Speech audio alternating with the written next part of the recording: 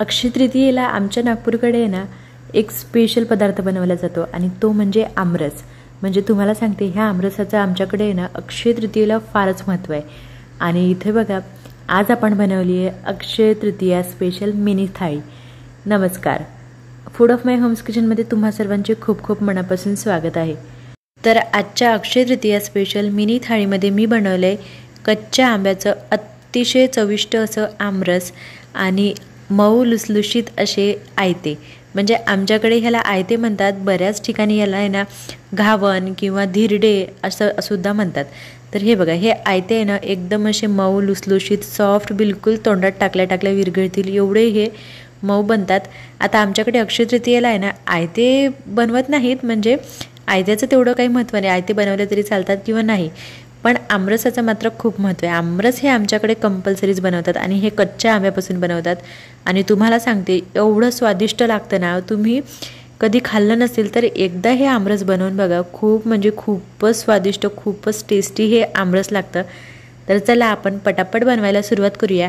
तर सर्वात आधी आहे ना कैरी घ्यायच्या, 2 कैऱ्या आधी 15 ते 20 मिनिट आहे ना छान थंड पाण्यामध्ये भिजत घालून ठेवून द्यायच्या। त्यानंतर त्या आहे ना कैरी डुबे एवढं पाणी घालून गॅसवरती मस्त त्या शिजायला ठेवून द्यायच्या। आता ही कैरी शिजायला आपल्याला 15 ते 20 मिनिटाचा टाईम लागतो, म्हणजे छान मऊ 15 ते 20 मिनिटं कैरी शिजवून घ्यायची।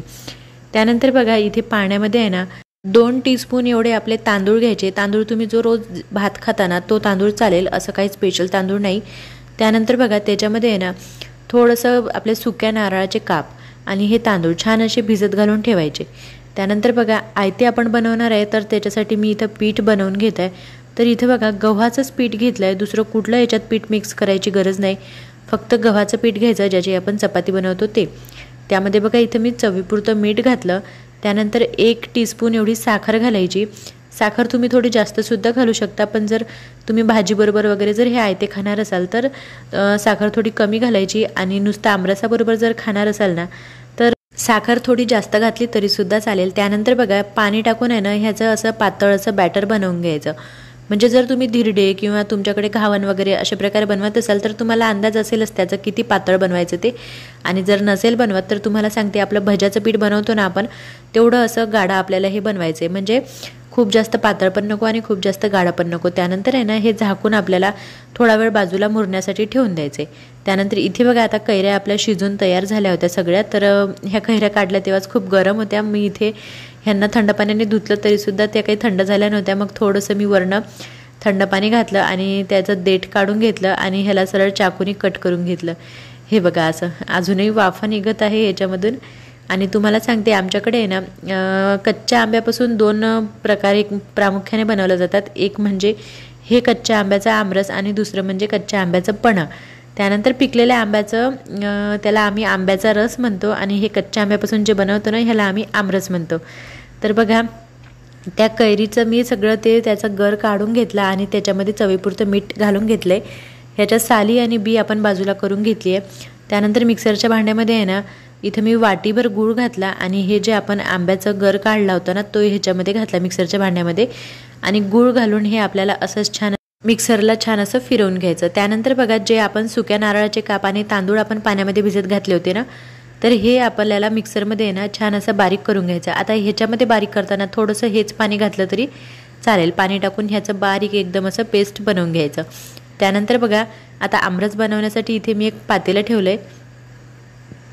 याच्यामध्ये बघा आपल्याला 2 ते 3 चमचे एवढं तूप घालून घ्यायचं। आमरस हे तुपामध्येच बनवलं जातं। त्यानंतर बघा ह्याच्यामध्ये आपलं जे गव्हाचं पीठ असतं ना, तर मी इथं 1 ते 1.5 टीस्पून एवढं गव्हाचं पीठ घातलं। तर हे गव्हाचं पीठ आहे ना ह्या तुपामध्ये आपल्याला छान असं लाल तांबडं होईपर्यंत तळून घ्यायचं आहे। अजिबात त्याला कच्चेपणा राहायला नको, गव्हाचं पीठ हेच घ्यायचं आहे आपल्याला, दुसरं कुठलंच पीठ घ्यायचं नाही। बघा इथं छान मस्त आपलं असं लाल तांबडं होईपर्यंत आपल्याला हे गव्हाचं पीठ तुपामध्ये मस्त असं तळून घ्यायचं आहे।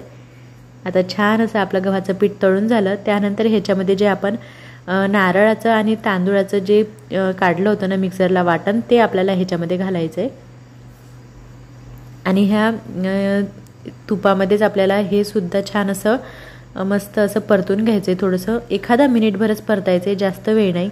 त्यानंतर जे आपण मिक्सरला आंब्याचं काढलं होतं ना पाणी, ते आपल्याला ह्याच्यामध्ये घालून घ्यायचं आहे। आमरसाचं हे बघा असं एका हाताने घालायचं आणि दुसऱ्या हाताने कंटिन्यू आपल्याला चमच्याने फिरवायचं, नाही तर ह्याच्या गडे वगैरे बनू शकतात। त्यामध्ये बघा असं मस्त आपल्याला छान असं चमच्याने ढवळून घ्यायचं सगळं। बघा आता ह्याला मस्त असं उकळून घ्यायचं। मिक्सरच्या भांड्यामध्ये थोडंसं पाणी घालून मी आणखी ह्याच्यामध्ये घातलं।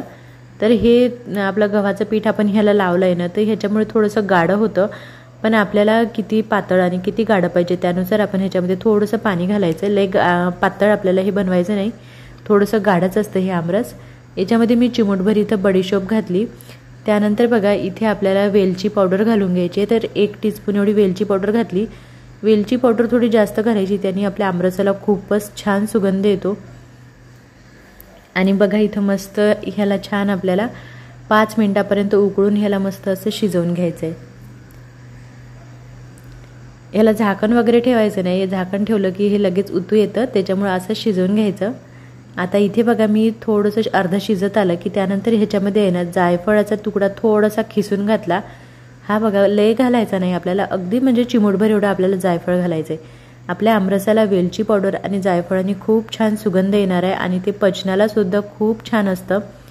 याने अजिबात तुम्हाला पचनाला वगैरे त्रास होत नाही। तर मीठ मी आधीसुद्धा घातलं होतं आंब्याचा गर काढताना, आणि आतासुद्धा इथे थोडंसं मीठ घालून घेतलं। चवीपुरतं मीठ घालायचं आणि छान ह्याला मस्त एकदा परत मिक्स करून आणखी ह्याला थोडा वेळ शिजवून घ्यायचं। हे बघा असं छान खदखद उकळायला लागलं, ह्याला मस्त अशा उकळ्या आल्या ना की असं छान असं आपल्याला 1-2 मिनिटापर्यंत आणखी शिजवून घ्यायचं। आणि आता आपला आमरस इथे तयार झालं आहे।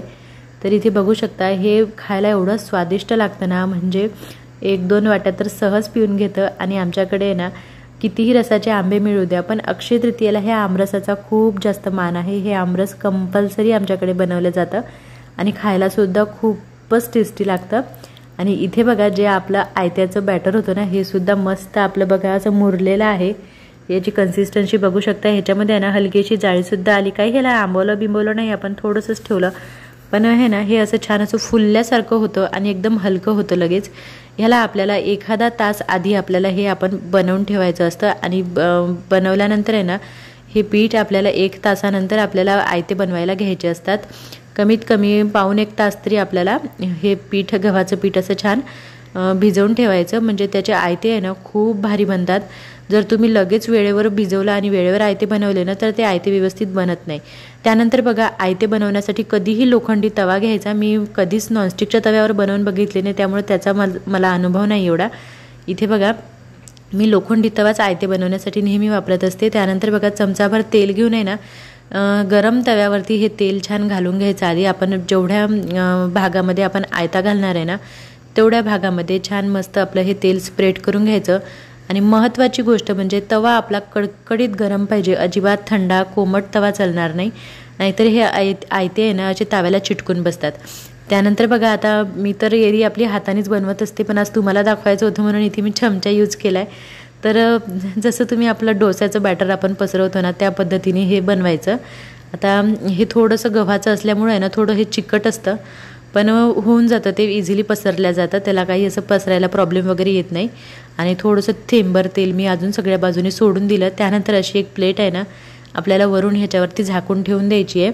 मध्ये याला उलटणं वगैरे अजिबात लावायचं नाही किंवा पलटून बघायचं नाही, 2-1 मिनिटानंतरच काढायचं। आणि हे बघा आता मी इथे थोडंसं उलटणं आतून घालून बघितला निघतोय का नाही म्हणून, तर पहिले सुरुवातीला नाही निघाला, त्यानंतर थोडा वेळ आणखी ठेवलं होतं मी, आणि मग अलगदच आपलं हे आयता निघून गेला होता। म्हणजे एका बाजूने भाजला की ते पटकनच दुसऱ्या बाजूने निघून जातं। इथे थोडंसं आणखी तेल घातलं आणि ह्याला दुसऱ्या बाजूने पलटी करून मस्त ह्याला दुसऱ्या बाजूने सुद्धा छान असं भाजून घ्यायचं। आयते शिजायला आहे ना आपल्या चपातीच्या बरोबरीने पेक्षा आहे ना थोडा किंचित जास्त वेळ लागतो। इथे बघा हा बघा असा पूर्ण काही ह्याला डाग बिग पडत नाही, पूर्ण असा खूप लाल तांबडा असा भाजला जात नाही, हा असाच थोडासा पांढुरका राहतो आणि अशाच पद्धतीने भाजला जातो। आणि खायला तुम्हाला सांगते एवढा मऊ लुसलुशीत लागतो ना, असा एकदम तोंडामध्ये विरतो, असा खूप स्वादिष्ट लागतो। इथे मी एक आयता भाजून घेतला आणि दुसरा घातला। आमच्याकडे तर आमचे मुलं ह्याला गोड पराठा म्हणतात आणि गोड पराठा म्हटलं की त्यांना खूप आवडतो। हा नुसता सुद्धा लहान मुलं खाऊ शकतात किंवा तुम्ही ह्याला आहे ना मधाबरोबर खायला देऊ शकतात लहान मुलांना, किंवा आपला नुसता दुधाबरोबर जरी दिला ना तुम्ही तरी लहान मुलं हे खातात। आपल्या पिकलेल्या आंब्याच्या रसासोबत सुद्धा हे आयते खूप छान लागतात। त्याचप्रमाणे आपल्या ह्या कच्च्या आंब्याच्या आमरसासुद्धा सोबत खूप छान लागतात हे आयते. इथे मी दुसरा आयतासुद्धा छान मस्त भाजायला ठेवून दिला. आणि हे आमरस आणि आयत्याची रेसिपी एकदा नक्की ट्राय करा आणि तुम्हाला कसं वाटलं मला कमेंट करून सांगायला विसरू नका आणि चॅनलला सबस्क्राईब करा.